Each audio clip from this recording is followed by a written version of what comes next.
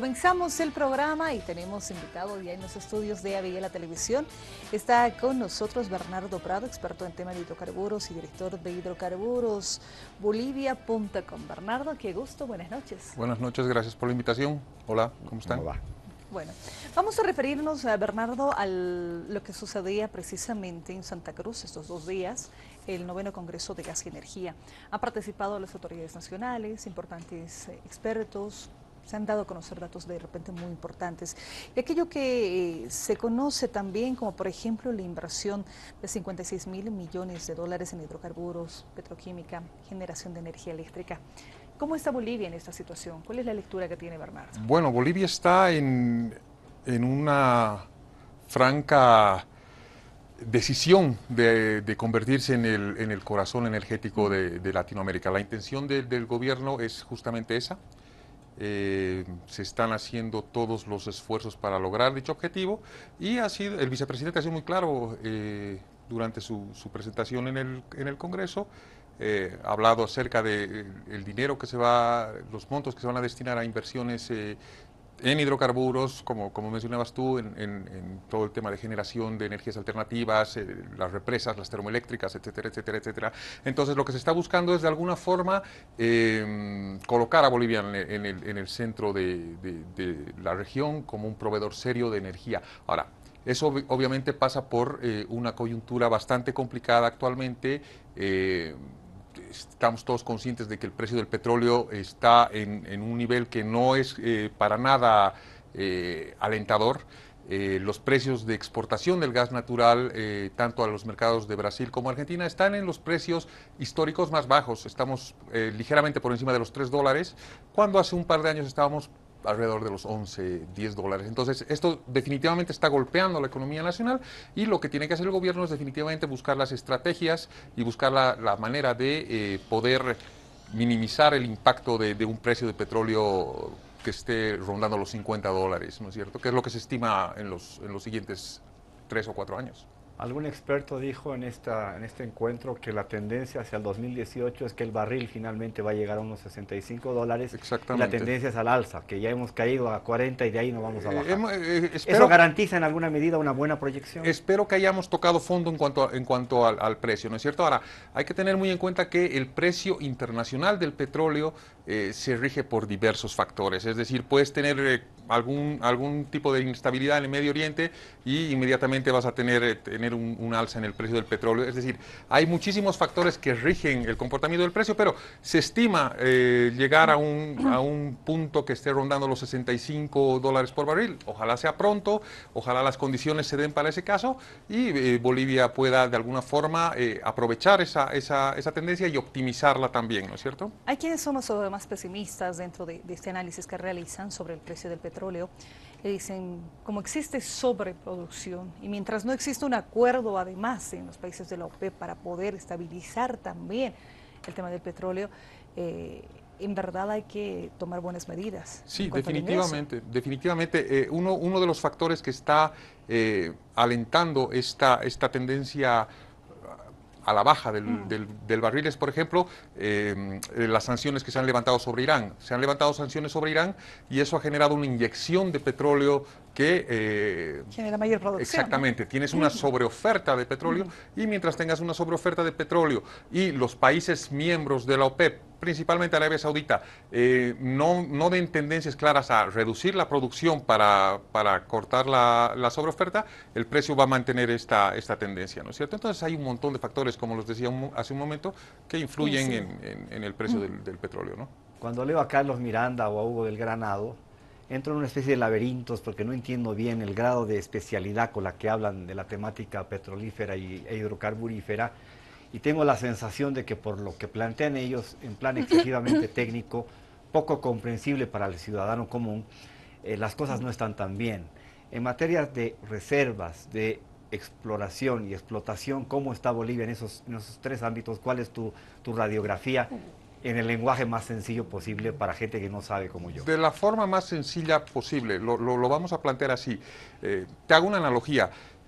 Tú tienes una despensa llena de alimentos, ¿no es cierto? Entonces vas consumiendo estos alimentos ¿ya? Y si no vas al supermercado a comprar alimentos nuevamente, va a llegar un momento en el que tu despensa se va a agotar. Entonces, lo que Bolivia, la piedra en el zapato y el reto para Bolivia en este momento es la actividad exploratoria. Tenemos que explorar para poder encontrar nuevas reservas de gas y que estas nuevas reservas de gas nos permitan reponer las que se consumen en el tiempo y de esa forma mantenernos en el ámbito regional como una, ¿qué te digo? Una nación, un país, un proveedor de energía serio y confiable. Las reservas son el problema, es una inversión de altísimo riesgo y las petroleras obviamente toman sus recaudos cuando se trata de hacer inversiones de altísimo riesgo. No voy a poner en tela de juicio a Carlos Miranda y a Juan del Granado, porque son dos profesionales de primera línea, pero queda claro que el tema está en cómo agilizamos, cómo reactivamos la exploración, cómo logramos que se invierta en exploración. ¿Por qué? Porque en este momento se está invirtiendo muchísimo, sí, pero en desarrollo de campos que ya han sido descubiertos y se está invirtiendo muchísimo en extraer más gas que ya está ahí, no estamos descubriendo nuevas reservas. Entonces, ese es el reto. ¿Favorece, Bernardo, la ley de incentivos, por ejemplo? Bueno, Que tenía su polémica en su momento, sin embargo, si lo más difícil es el tema de la exploración y buscar nuevas reservas. El problema con la exploración pasa por es una inversión de altísimo riesgo. Entonces, yo creo que el gobierno tiene que analizar muy detenidamente un factor, que es importante hacerlo notar. Tenemos una ley vigente que es la 3058, que ha sido promulgada el año 2005, si mal no recuerdo, y ha sido promulgada en el marco de una constitución política que ya no está vigente. Tenemos una nueva constitución política promulgada el año 2009, si mal no recuerdo, Sí, ya, que no es del todo compatible con la ley que estaba promulgada en función a otra constitución política. Entonces, yo creo que hay que hacer algunos cambios un poquito más profundos, que van un poquito más allá de la ley de incentivos, para poder delimitar bien, rayar la cancha y dejar un terreno en el cual tanto gobierno como privadas se sientan cómodos. El presidente Morales tiene una frase muy interesante: queremos socios, no patrones, ¿no es cierto? Pero las petroleras también están buscando el mismo trato, queremos socios, no patrones, y tal vez habría que reunirse, sentarse, delimitar un poquito más el terreno para poder establecer las reglas de juego para inversiones en exploración, que en este momento son la piedra en el zapato del sector hidrocarburífero. Nuestros volúmenes de exportación a nuestros principales a los países con los que tenemos relación más directa y más importante, Brasil y Argentina, ¿están garantizados? Y según tu lectura y tus estimaciones, ¿hasta cuándo? Bueno, garantizados mientras no hagamos descubrimientos importantes, vamos a tener algún tipo de problemas. Ahora, hay una cosa que es muy importante de hacer notar. Bolivia tiene un potencial inmenso. Incahuasi es prueba de eso. Gasífero. Tiene un potencial gasífero inmenso, es decir, no debería preocuparnos el hecho de que no tenemos las reservas. Las reservas están ahí, están esperando que se invierten en extraerlas. Entonces, lo que nos tiene que preocupar, más allá de cumplir o no cumplir, porque el potencial está ahí, el gas está ahí abajo, eso lo sabe todo el mundo, es lograr invertir para garantizar que se van a cumplir los contratos a mediano y largo plazo. El vicepresidente ha hablado de 31.000 millones de dólares de inversión precisamente para hidrocarburos. 19.000 millones es del Estado. Entonces va a buscar la inversión también privada, la inversión extranjera. Exactamente. Y esa inversión va a llegar, si estamos hablando de exploración específicamente, va a llegar siempre y cuando se le den condiciones un poquito más claras en cuanto a la seguridad que ellos tienen. Porque inviertes, si encuentras, te va bárbaro. Si no encuentras, perdiste todo. Pero lo que las empresas están buscando es un poquito delimitar la cancha, rayar bien las reglas y poder empezar a jugar al juego de la exploración, si vale el término, ¿no es cierto? A propósito de Incahuasi, ¿cuál tu criterio sobre los famosos límites? ¿Qué es de quién? Bueno, el informe dice que es de Santa Cruz.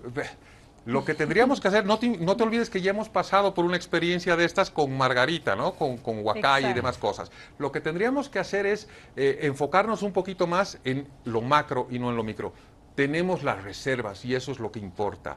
Que el informe le dé las reservas a Santa Cruz o no, le quite algo a Chuquisaca, esos son temas que pasan un poquito más, que bueno, van a tener un peso, pero más en lo que a la política se refiere, ¿no es cierto? Pero lo que deberíamos nosotros como bolivianos es estar alegres de que tenemos Incahuasi y de que es el gas de Incahuasi el que nos va a permitir de una u otra manera ir cumpliendo con los compromisos que tenemos. Tiene un gran potencial Incahuasi. Por supuesto, ¿no? es un TCF aproximadamente lo que va a aportar a las reservas, Un TCF es un montón de gas, es un trillón de pies cúbicos, ¿no es cierto? Ya se imaginarán cuánto es eso, es difícil imaginarse ese volumen de gas. Entonces, son descubrimientos como Incahuasi. Bolivia necesita muchos Incahuasis, sin importar si están delimitados o no delimitados. Necesitamos encontrar muchos Incahuasis para poder mantenernos como un proveedor serio de gas en la región, ¿no?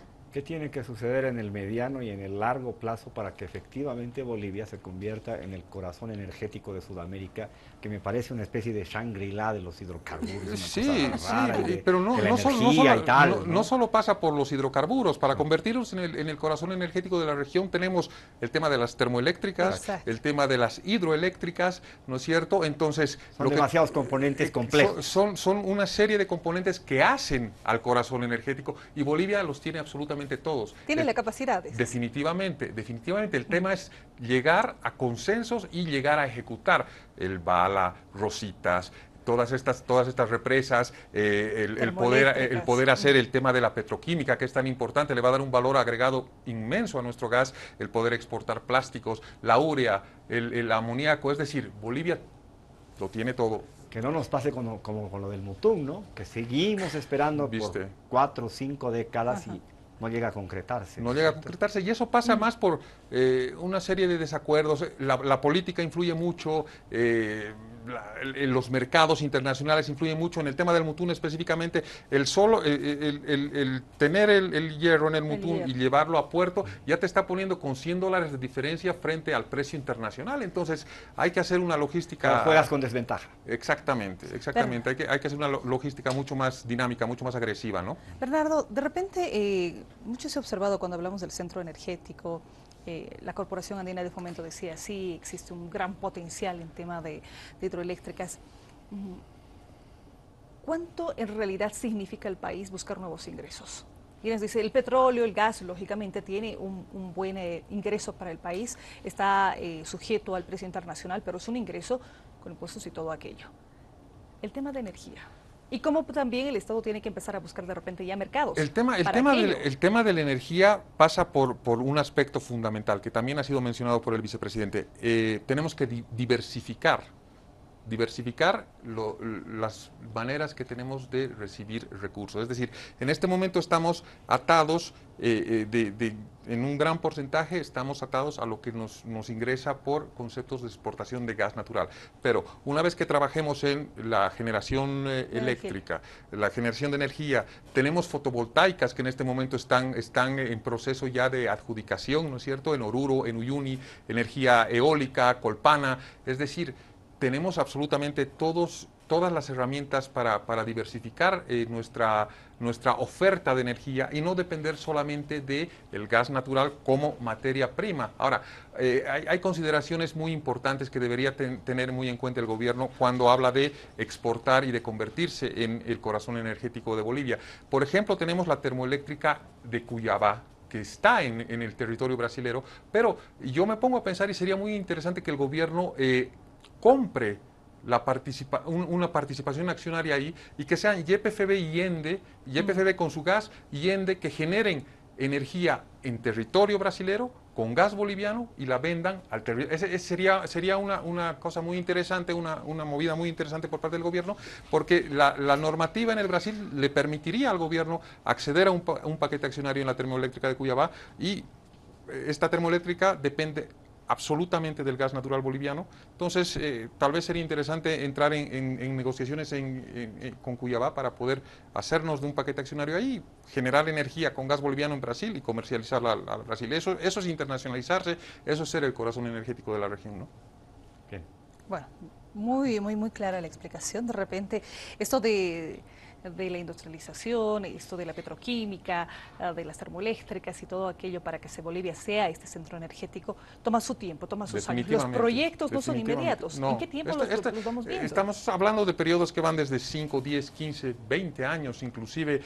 Fíjate, el concretar, primero tienes que hacer, hablemos de generación hidroeléctrica, tienes que hacer la represa, tienes que generar todo el sistema para la distribución, el tendido del cableado, tienes que conseguir los mercados, es decir, son proyectos de mediano y largo plazo, eso no lo vamos a ver el próximo año ni en 2 años más, eso lo vamos a ver en un buen tiempo. Tenemos el 2019 que comenzar a negociar la extensión del contrato, la renovación del contrato con Brasil. Yo creo que para eso también tenemos que ir con las ideas bien claras de qué es lo que tenemos que pedir y cómo es que lo vamos a negociar, ¿no? Una pregunta más. Siempre he tenido la duda del tema de buscar que el precio del gas, por ejemplo, no esté indexado al tema del petróleo. Los países exportadores de gas están en esa lucha. Es muy complejo entender eso. Digo, ¿por qué? Porque Bolivia, precisamente decías, tiene un potencial gasífero importante, interesante, sí. y este es un paso que no depende de una situación de la región, por ejemplo. El problema es que Bolivia, a diferencia de lo que pasaba hace unos años atrás, ya no es el único proveedor de gas natural en la región. Es decir, ya tienes el GNL, por ejemplo, exacto, ¿no es cierto?, que le ha quitado de alguna forma hegemonía a Bolivia como único proveedor. Antes nosotros éramos los únicos proveedores de Argentina y los únicos proveedores de Brasil, pero con el GNL el mercado ha cambiado. Y si vamos a hablar de precios, hay que tener bien clara una frase: la energía más cara es la que no se tiene. Entonces, tanto Brasil como Argentina van a pagar lo que tengan que pagar para poder satisfacer su demanda energética y evitar colapsos, apagones y demás cosas, ¿no es cierto? Entonces, la geopolítica, el escenario el panorama mundial del gas es un tema bastante complicado que está sujeto a diversos factores en los cuales Bolivia definitivamente juega un rol preponderante.